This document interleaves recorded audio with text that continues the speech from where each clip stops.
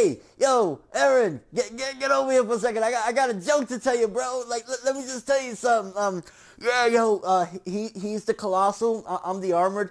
Yeah, we're kind of responsible for, the death of your mother and your hometown and, a lot of tragedy. Like, what do you think? You want to come with us? I'm like, are you fucking kidding me right now, bro? Like, what? You guys know how long I've waited to talk about this content of Attack on Titan. I'm calling it right now. If this episode of Attack on Titan doesn't solidify season 2 and bring it to the notoriety and overall excitement / hype that season 1 did, ain't nothing doing it. Because I'll never forget reading this in the manga. I'll never forget telling my friends, yo, I know Attack on Titan season 1 is lit, but you need to read the manga. And if I'm not mistaken, this adapted up to chapter 42 of the manga. So right now, we went from, I believe, chapter 33 is where season 1 left off, to up to 42 within, what was this, episode 6, I believe? So within that time span, we've done about 10 chapters, and let's go in some of the order of events of what took place in this episode. For starters, we start off with, hey, Ymir, she did a pretty dope job, even though now she's messed up, which is interesting because we've seen Eren come back from some crazy shit, right? I mean, he got swallowed, he got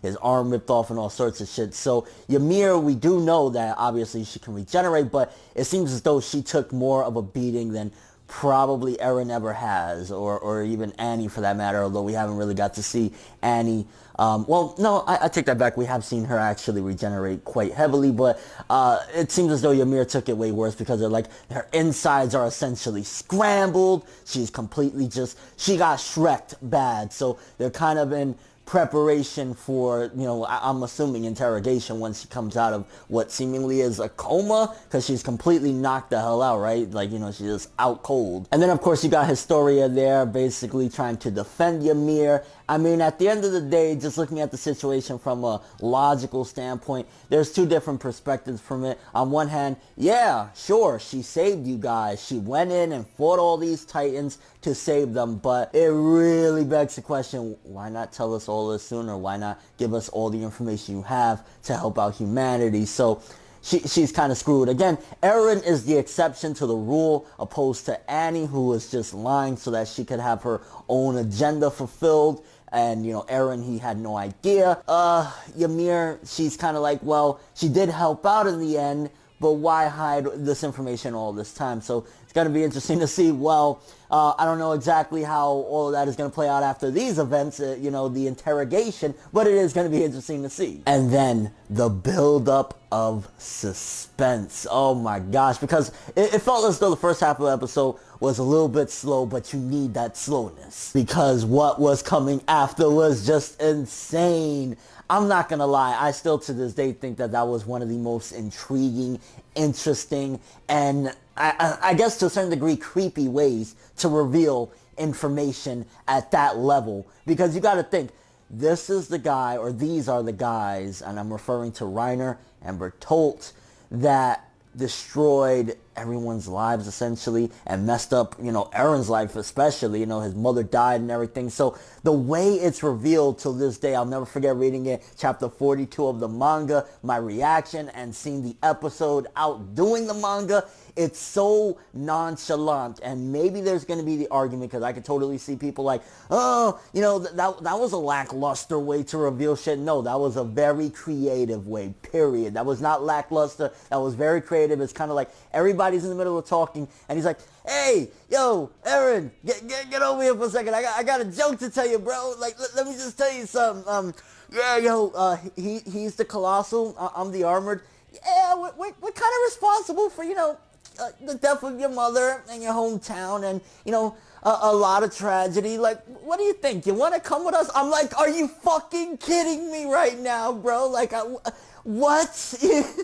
So the way they revealed that information, I loved it. I think it was so creative, so nonchalant that he's giving such colossal, no pun intended, information to Eren. And you gotta look at it because, remember, again, if you haven't seen season 1 for a while and you're jumping into season 2, you're gonna kind of forget a lot of the details or whatever. But like was even stated in this episode, Reiner was like a big bro to people, and Bertolt been around for a while as well. Like, these pieces of shit, these scumbags, have been traitors all this time. So it's kind of like, imagine somebody that was like a really close friend or just a friend in general, and then you find out all along they were responsible for some of the most horrible things that have happened to you in your life, and they've been hiding it this entire time. Yeah, I think I'd flip mode too, but I don't give a fuck. Between the reveal and another thing, there was 2 things that I felt as though, I don't know which one outdid, maybe even 3 things I would argue, this episode, because it was just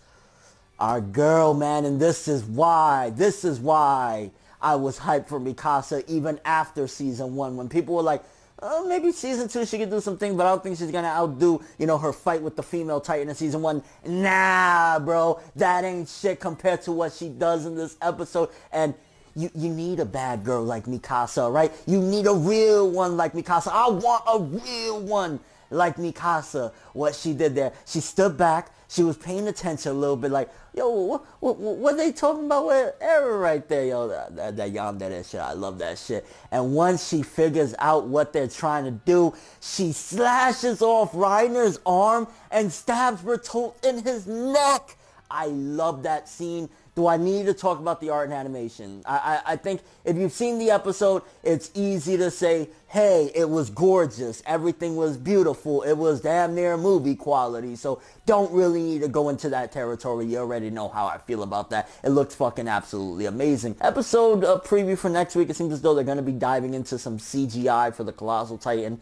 Kind of curious how that's going to play out. I didn't really care too much for how it looked in the next episode because CGI, I'm not a big fan of that. But that's neither here nor there. That's next week's episode. This week's episode, Mikasa scene probably stole it from me. I'm not going to lie. Just her coming in, Reiner and Bertolt. Y'all didn't have a chance right there, bro. Y'all didn't have a chance. And I guess let's talk to a certain degree about the mental state of these 2 guys. Because it seems as though between the 2 of them, the more sneaky one, if anything, is Bertolt. Because it seems as though Reiner, like I've stated in the last week's episode and a couple of times now, even though I had prior information, but nevertheless, Reiner is unstable up there. And it seems as though in this episode when he's starting to reveal things, like he deluded himself so badly because he's been for 3 years with these people, I guess, or even more, whatever, but like, you know, just being around all of these folk that he's been with, this crew or whatever, he's kind of gotten used to them and almost made himself brainwash himself to forget the horrible things that he's done and that he's responsible for. So it's almost as if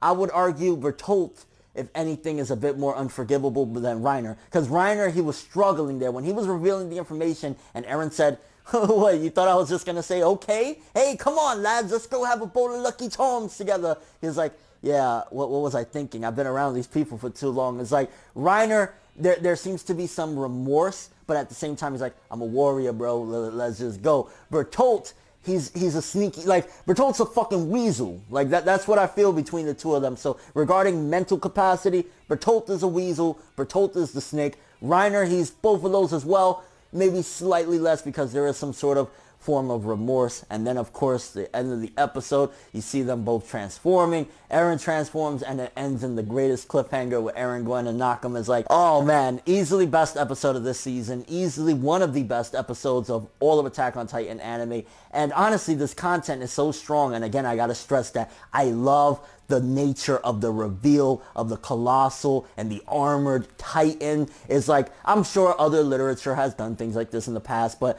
in mainstream anime to do something like this, because if it's any other series, you know, if it's the Big 3 or any of those series, they're gonna drum it up really bad, and then it's gonna be like, dun dun dun dun dun dun dun. You know what I'm saying? They're gonna really make it and play it up very heavily. It was kind of like nonchalant, and I love that about it. I felt as though that was just amazing. Honestly, I want to say this episode is in the high 9s to even a 10. I know some would argue that the pacing of the first half of the episode maybe doesn't deserve the 10, but it's close up there. I'll leave that to you guys. Is it 9, 9.5, or even the 10? Personally, I'm leaning between 9.5 and 10, maybe even the 10, because it's just like, this was some of the richest content in Attack on Titan in such a creative way. I really wish we didn't have to wait so many years, because I think more people warm up to the idea of, yeah, this is still really good content. Just because we had to wait for it doesn't change the fact that it's good shit. So yeah, kind of curious what you guys think about all this for starters. What do you think was the best moment of the episode? Was it the reveal of the Colossal and the Armor Titan, the way they did it? Was it Mikasa jumping in and slashing motherfuckers left and right?